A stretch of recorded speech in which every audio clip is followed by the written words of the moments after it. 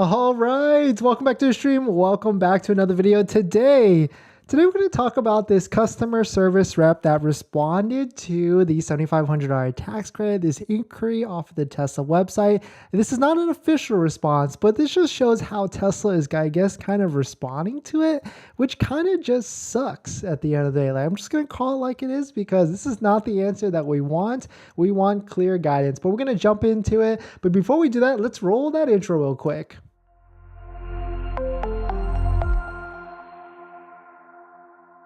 Thanks for watching another stream. Thanks for watching another video. My name is Dennis, and I love talking about Tesla hacking, as I like to call it, but basically just getting the best deal on a Tesla at the best possible price, or just getting really good financing on your Tesla. So if you're interested in any of that, please hit that subscribe. And today's video is actually sponsored by Tenet, a different way to finance your EV where you can actually lower your payment or refinance your vehicle and defer the portion of the loan, maybe even that $7,500 tax credit all the way to the end. So definitely check out the link down below in the description if you're interested, but more on that later. I might dive into why this actually might make sense, but let's just jump into it. So there's a lot. If you don't know, there's this tax credit that's going on right now with EVs, and Tesla kind of got shafted. We'll call it that. And really, they got shafted because the Tesla Model Y, a 5-seat version, is not classified as an SUV. So there's a price cap, or MSRP price cap, at $55,000. 7-seat qualifies, so it's all the way up to $80,000. But the Model 3 we already knew was going to be good, so we're pretty much good there with the Model 3 long range. And so what's really interesting is that what's really interesting is the how Tesla's responding to this. If you look, so I found this tweet on Twitter in which shout out to Da Booster Cali on Tesla's website ordering a Model 3 for a friend. I asked about the $7,500 credit, and this chat rep, this is how they respond to these inquiries. So, quote, "Thanks for your interest regarding the new 2023 IRA tax rebate incentives. We're still waiting on final confirmation for that, so there's no published info from Tesla on that yet. In the meantime, check out this ROS website, which is this from earlier above. And as soon as we have a filings, we'll post more information on the website before you take delivery, et cetera, et cetera, et cetera." So this is what they're arming their Tesla reps, which is, kind of unfortunate. Another thing that we've noticed is they've started to update their messaging in their app. So, this was sent to me by Ati. So shout out to Ati for sending out. He has a Model 3 standard range on order in the back end. And there's just infographics. There's no clear direction. There's nothing where your vehicle qualifies or not, even though we know that the Model 3 standard range qualifies for the $7,500 tax credit, but there's nothing, any sort of clear direction on how, if you are 100% or not. And it kind of sucks at the end of the day, right? Where it's already January 10th at this point, and we don't know how Tesla is going to respond to this. We don't know if, their vehicles 100% qualify for not. We don't even know if the Model 3 standard range is 100% qualified, because even if we take a look at some of this messaging, it says certain Model 3 and Model Y trims not qualify, but when you click this learn more, it just brings up this, and it doesn't say Model 3 standard range qualifies or the Model Y, long range or 7-seat qualifies. You really have to I guess it makes sense, right? Like, Tesla doesn't want to, steer you in the wrong direction, I guess, right? So they want you to take a look at yourself, or maybe get some accounting professionals to take a look at it. But there's not a clear direction here, and Tesla for some reason has decided even to 10 days, which each day is pretty impactful in my sense, because that's more vehicles that they can deliver on a day-to-day basis within this month, and that's 10 days out of a 3-month quarter or 90 days. So we've already lost 11-12% of the quarter, which is super important for sales in the Tesla space. But this I guess it's not too surprising. Most OEMs and manufacturers or car groups, car sellers, don't come out of the gate and stuff. So we're just waiting at this point. I feel like I should create a poll or a petition or something, because we need some direction on, or at least I feel like we need direction on this for the Tesla sales to resume, because I really don't feel like a lot of people are buying right now, because there's just too much waiting and seeing. There's too much uneasy uniqueness out there. But it's just kind of interesting because other legacy OEMs like GM, they're coming out of the gate. Like they did wait 9 days, or maybe they did it earlier. Who knows? Like the first week of the month. But there's an article from Drive Tesla Canada.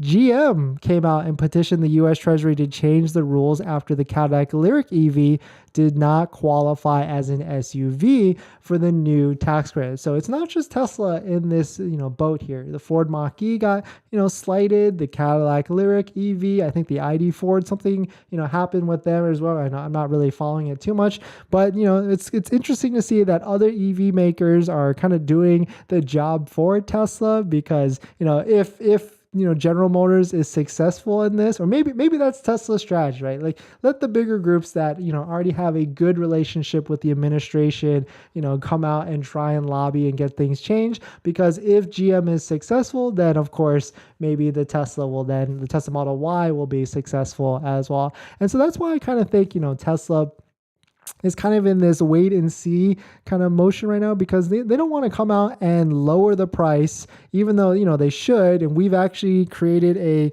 petition to do that, because Tesla, not to say they could easily lower the price under $55,000 for it to qualify, but the prices of the Model Y long range have been under $55,000. So here's a price history tracker. You can see right here, the current Model Y long range price is $66,000, but back in April of 2021, it was $50,490. So not to say they could easily, retract and go all the way back down there, but it's in their range, I guess, so to speak. So they could, make their vehicles qualify for the Inflation Reduction Act and get have those people, or just introduce this Model Y standard range that is like been on the cusp, and now there's been like an increase or flux of a Model Y standard range inventory coming to the gate as well. So a lot of like unknowns, which I don't like, but I feel like Tesla is just wasting time at this point, or wasted 8 days for coming out of the gate. But let me know what your guys' thoughts.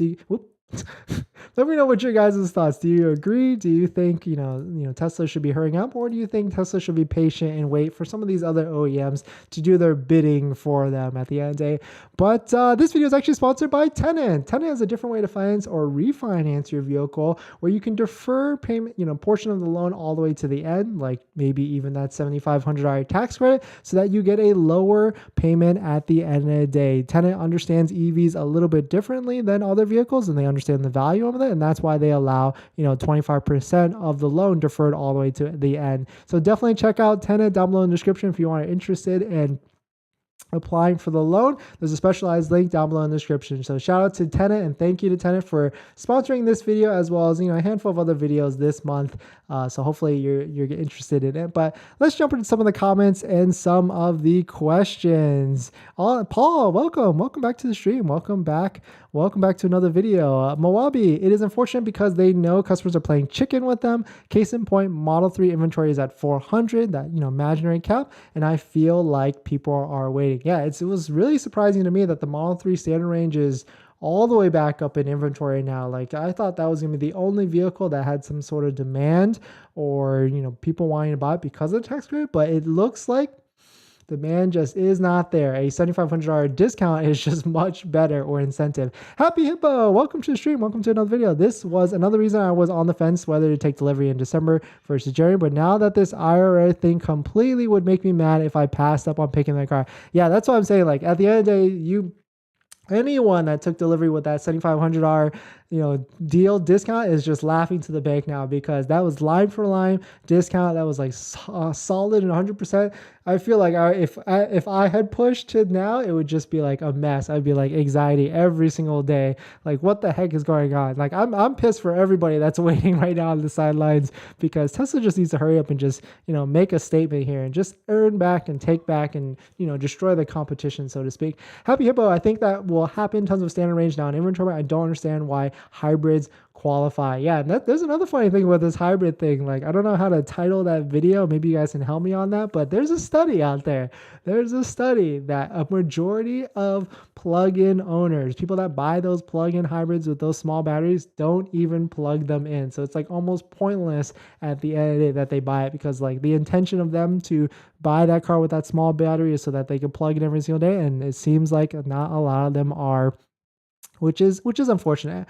Happy Hippo, I feel like I was out of the country during that time. I could have definitely jumped on the deal. Exactly. Tony, welcome back to the stream. Welcome to the video. I don't think they will comment on the Iris until they figure out what they're going to do with their pricing strategy. And hopefully it won't be too little too late, because we're getting close. I mean, it's already the middle of the month. Maybe Tom Zhu, the China sales executive that's taking over, maybe he's just, taking a look at all the numbers and everything before he makes a decision. That would make sense. Or I feel like they could be, letting some of these other OEMs, these other manufacturers do their bidding for them essentially, so that they don't have to do anything and then just go in there and snipe and make a good deal at the end of the day. But thanks for watching this video. Please hit that like if you enjoy it. Check out the links below if you want to support the channel, and I'll see you guys in 5 minutes.